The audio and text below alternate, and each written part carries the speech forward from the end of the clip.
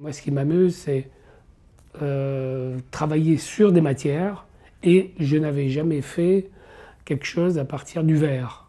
Donc tout de suite j'ai été intéressé, c'était intriguant et c'était en même temps enthousiasmant. Il y avait du verre soufflé, la recherche je les connaissais pour des raisons industrielles, parce qu'il y avait les pavés de verre, etc.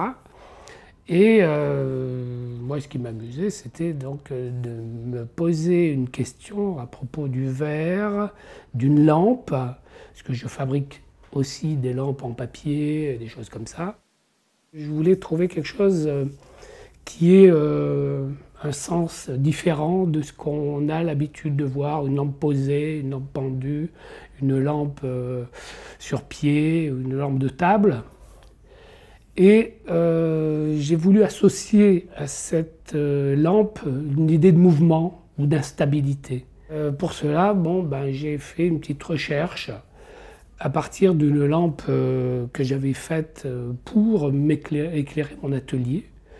Et c'était une lampe suspendue et qui pouvait s'orienter simplement par un mouvement de la main. Enfin, on touchait la lampe, elle prenait une inclinaison et elle restait en place d'une manière très très simple. Donc j'ai repris cette idée-là avec du verre. Je suis allé à La Rochère, j'ai pu visiter, voir les ateliers.